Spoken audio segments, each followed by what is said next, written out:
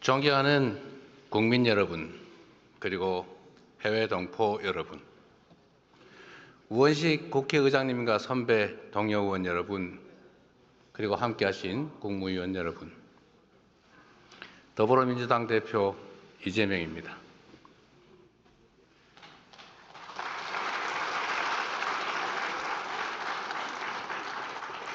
대한민국은 지금 유례없는 위기, 역사적 대전환점에 서 있습니다.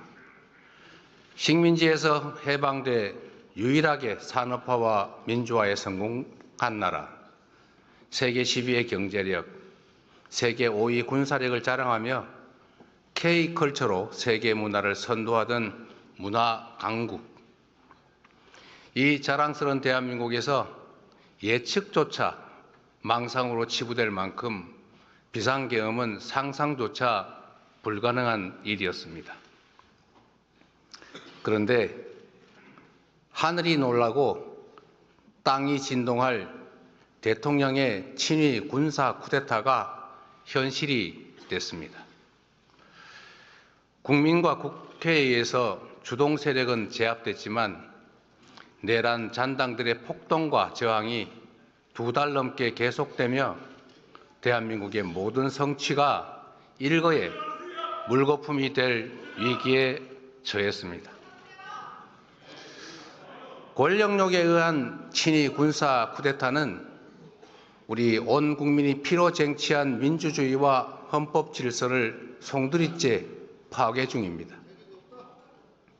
군의 정치적 중립 보장, 헌정 질서 파괴와 기본권 제한 금지라는 1987년의 역사적 합의를 한 줌의 티끌로 만들고 있습니다. 세계가 인정하던 민주주의, 경제, 문화, 국방 강국의 위상은 무너지고 일순간에 눈 떠보니 후진국으로 전락했습니다. 안 그래도 힘겨운 국민의 삶은 벼랑 끝에 내몰렸습니다. 외신의 아픈 지적처럼 계엄의 경제적 대가를 5천만 국민이 두고두고 할부로 갚게 됐습니다. 수십 수백조 원의 직접 피해는 물론이고 신뢰 상실, 국격 훼손 같은 계산조차 불가능한 엄청난 피해가 발생했습니다. 무엇보다 큰 상처는 언제 내전이 벌어져도 이상할 게 없는 극단주의가 우리 사회에 광범하게 배태됐다는 사실입니다. 헌법, 재판소, 법원, 선거관리위원회까지 헌법기관에 대한 근거 없는 불신과 폭력이 난무합니다. 자유민주적 기본질서라는 헌법 원리를 부정하는 반헌법, 헌정 파괴 세력이 현실의 전면에 등장했습니다. 존경하고 사랑하는 국민 여러분, 그럼에도 불구하고 저와 수없이 많은 동료들은 확신합니다. 국민의 삶과 국가의 미래를 망치고 비루한 사익과 권력을 줬던 헌정 파괴 세력이 여전히 반란과 퇴행을 계속 중이지만 우리의 강한 민주주의는 이 어둠과 혼란을 걷어내고 더 밝은 미래와 더 활기찬 희망을 만들어낼 것으로 확신합니다.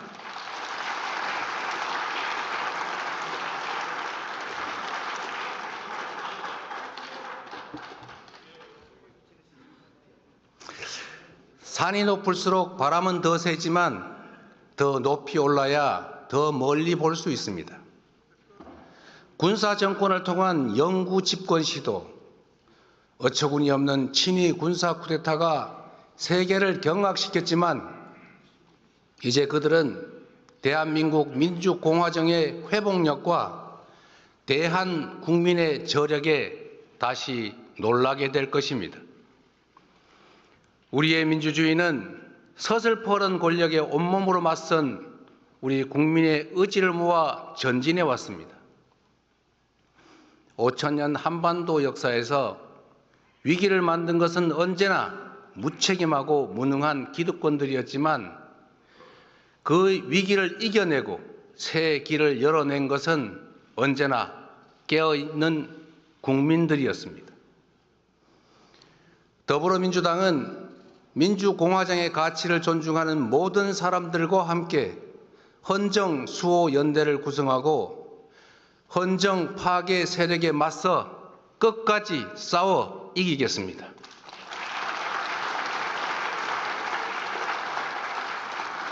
국민과 함께 무너진 국격과 신뢰, 경제와 민생, 평화와 민주주의를 회복하겠습니다. 국민들께 희망의 길을 제시하고 새로운 성장 동력을 만들며 공정한 성장으로 격차 완화와 지속 성장의 길을 열어가겠습니다. 1980년 불의한 권력이 철수한 찰나의 광주에서 우리 모두가 꾸었던 꿈, 함께 사는 대동세상의 꿈은 2016년 촛불혁명을 지나 2024년 빛의 혁명으로 이어지고 있습니다. 1894년 우금치 고개를 넘지 못한 동학농민군의 꿈은 2024년 마침내 남태령을 넘었습니다.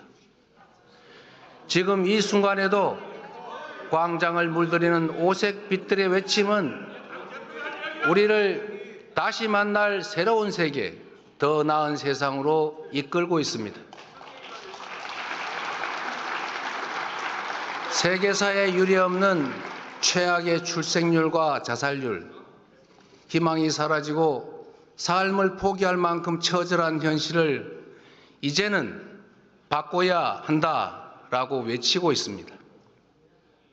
모두가 함께 잘 사는 세상, 다시 희망이 펄떡이는 나라, 모든 국민의 기본적 삶이 보장되는 기본이 튼튼한 나라를 가리키고 있습니다. 안타깝게도 우리 경제가 1%대 저성장에 들어섰습니다. 자칫 역성장까지 우려되는 상황입니다. 기회와 자원의 불평등이 심화되고 격차와 양극화가 성장을 막는 악순환이 지속되고 있습니다. 저성장으로 기회가 줄어들다 보니 경쟁 대신 전쟁만 남았습니다.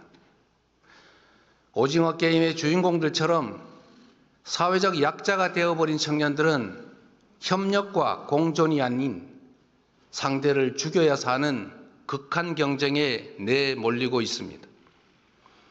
경쟁 탈락이 곧 죽음인 사회가 서로 죽이자는 극단주의를 낳았습니다. 국가 소멸 위기를 불러온 저출생은 불안한 미래와 절망이 잉태한 것입니다.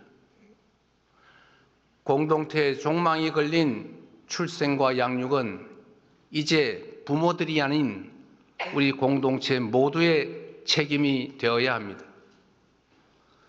AI로 상징되는 첨단 기술 시대는 전통적인 노동 개념과 복지 시스템을 근본에서 뒤바꿀 것입니다.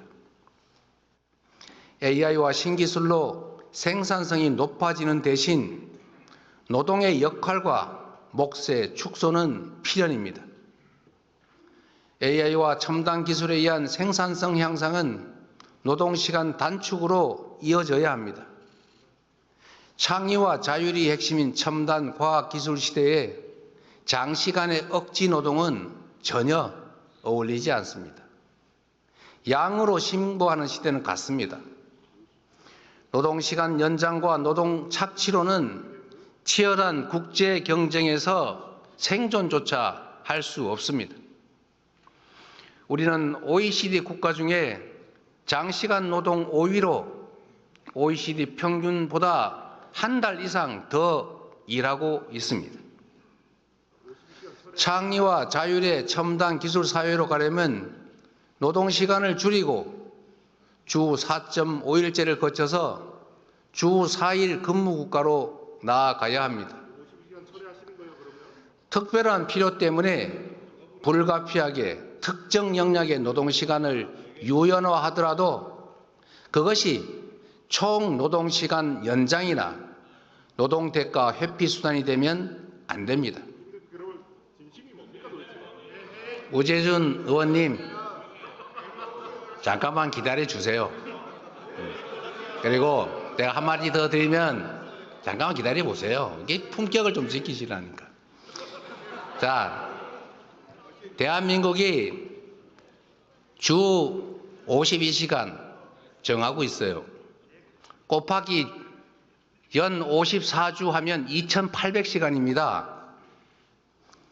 그런데 OECD 평균 노동시간이 1700시간대 아닙니까?